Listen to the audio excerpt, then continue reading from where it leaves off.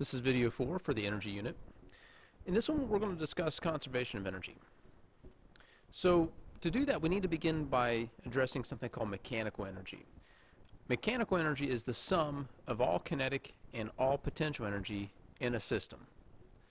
So this mechanical energy can be transferred into or out of a system when we have an external force exerting on the system. Such as a force that's parallel to displacement. Remember, force parallel to displacement, that's what we call work. So the process through which energy is transferred, that's what we call work. So if the force is constant during a given displacement, then the work is simply force times displacement, making sure that the force is parallel to the displacement. And remember, we can also find work when we take a look at the area underneath the graph that has force versus displacement. Now, when there are no external forces acting on the system, we can use this conservation of energy to find some values. So if the energy in a system is conserved, it does not change, remains constant. So here we can take a look at a classic example of this. As a general rule, for conservation of energy, we say that the change in kinetic energy plus the change in potential energy must equal 0. And if we have a nice closed system where there are no external forces acting on the system, the total mechanical energy starting out, or the initial mechanical energy, will equal the final mechanical energy. Okay, so doing just some quick little math here then, change in kinetic energy is final kinetic energy minus initial kinetic energy, final potential energy minus initial potential energy. And what this leaves us with then is the final kinetic energy plus the initial, or final potential energy, equaling the initial kinetic energy plus the initial potential energy. And since mechanical energy equals the sum of kinetic and potential, hopefully you can see how those two statements there work out. So if I were to analyze this system right here, where I have a child on a ramp, if you think about it, because this child is sitting on a skateboard, there's no friction, so there are no non-conservative forces. The only force acting on this child is gravity. Now, I know there's a little bit of air resistance, but we can neglect that. So this right here would fall under conservation of energy because there are only conservative forces acting on this child, just the gravity force. So what I would do then is I would take a look at this and I would say, oh, well, up here, the initial velocity is 0. So, and that means that the kinetic energy is 0 because kinetic energy is 1/2 mv squared. So if the velocity is 0, then the kinetic energy is 0. And then if I know what the height is, I could figure out the initial potential energy. So I could start to calculate what these initial values are. That will then allow me to calculate final values. So here, where h is 0, I would have kinetic energy. And the potential energy would be 0.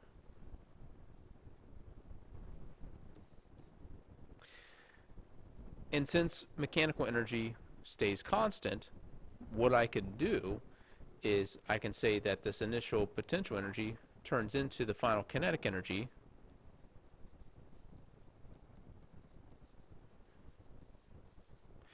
so I can write out the equations for that.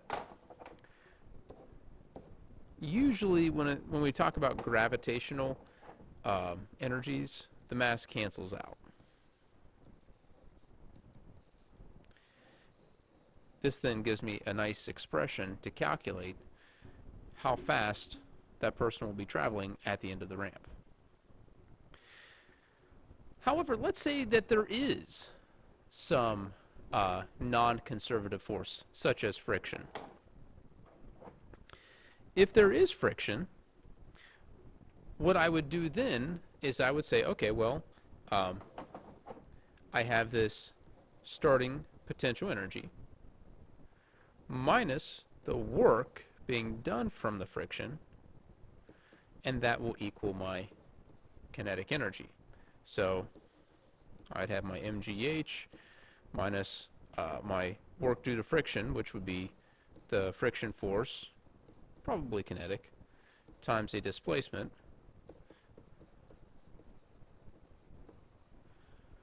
equals 1/2 mv squared.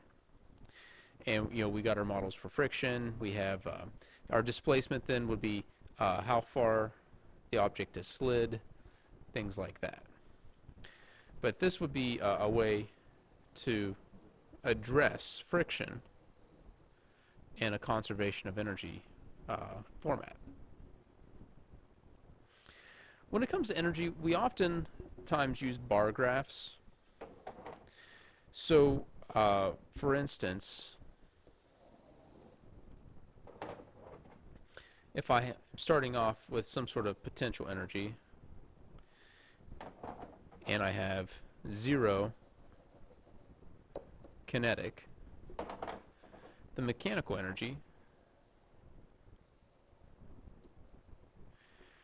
would look like that.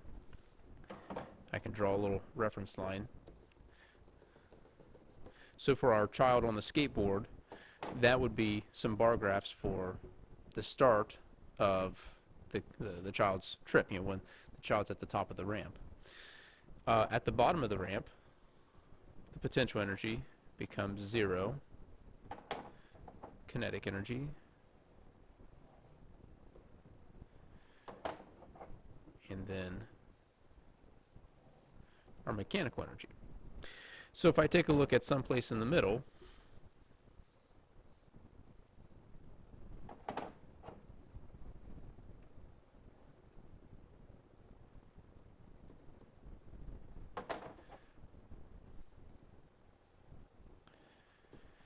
I can see something like that.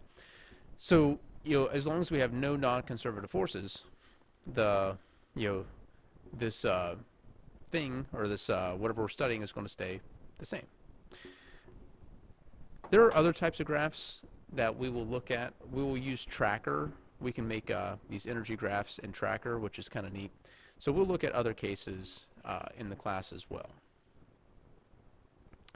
Okay, let's take a look at an example here. I'm going to change something here. Instead of a bicycle wheel,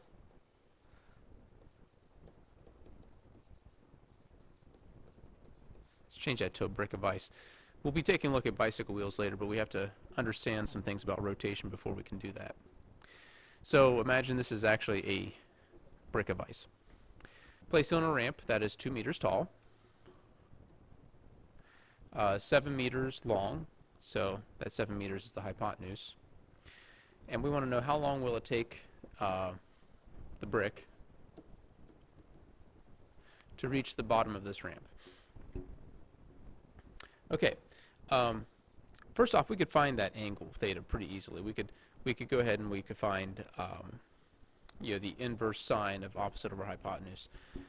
We could also take a look at the forces acting on this, gravitational forces. Since it's ice, we're going to say there's no friction, and we could go about that.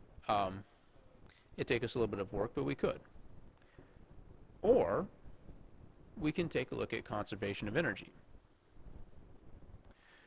So with conservation of energy, up here we can say, well, the initial mechanical energy must equal the final mechanical energy. Take a look at the system, make sure there's no non-conservative forces. There aren't any.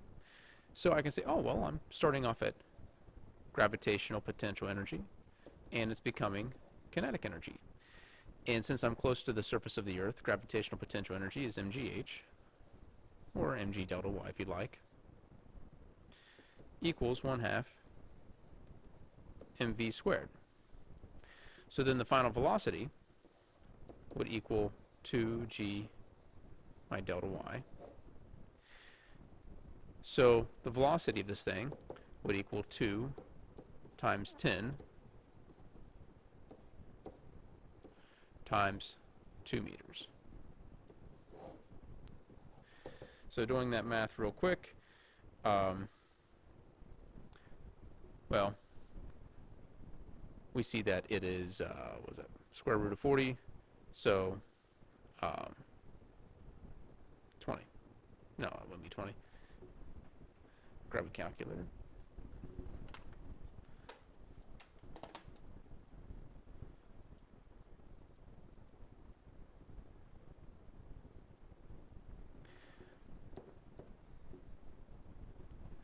Something like 6.32 meters per second.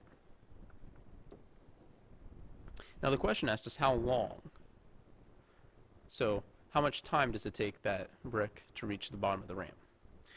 From here on out, it's just a kinematics problem. Looking at our list of kinematics equations, I think the best one to use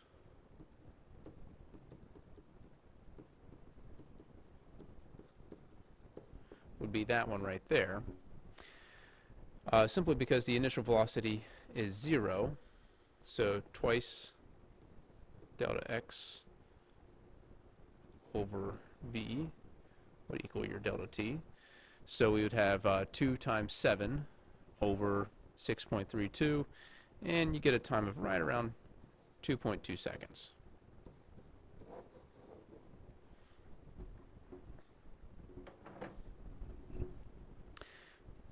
Another application for conservation of energy allows us to create a formula to calculate the escape velocity of a planet. So how fast would I need to throw something so that, you know, once I throw it at that velocity, it never returns to the earth? Imagine this: if you take something and throw it up, it returns to your hand. If you throw it apart, or if you give it more velocity, it goes higher, but returns to your hand. So eventually there's going to be a speed that if you throw it at that speed, the object does not return to your hand. So the way we kind of think about this is we have our planet, and I have an object here, and I move the object farther and farther away until it's at a position that is infinitely far away from the planet. Now, as this object gets farther away, its kinetic energy is going to decrease because, you know, things slow down when you throw them. So the final velocity of this object at infinity will be 0. Also, as this Earth satellite system, as the distance between these two objects increases, the potential energy between them decreases. So we expect that the gravitational potential energy to be 0 as well.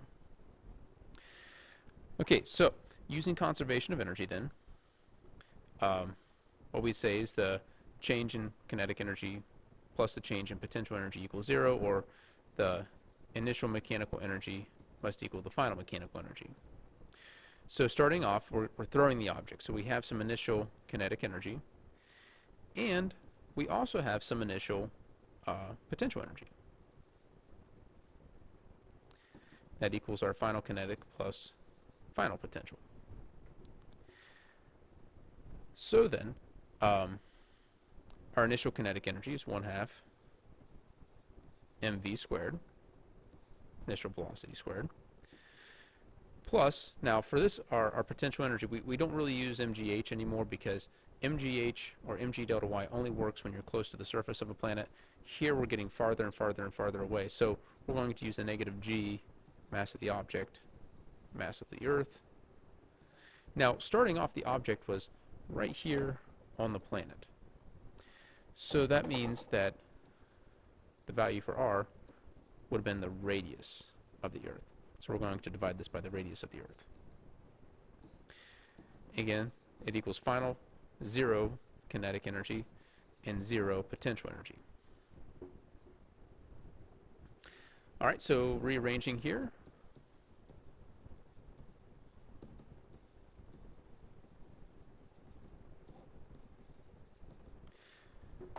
Doing some math.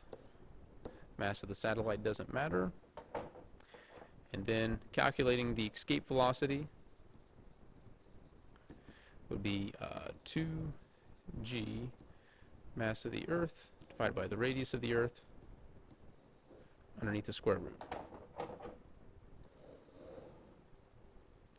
When you plug in those values, it comes out to right around 11,000 meters per second.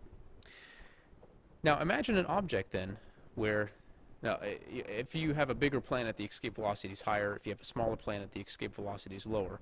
So imagine a planet or an object so big or so massive that its escape velocity is the same as the speed of light. That is what we call a black hole.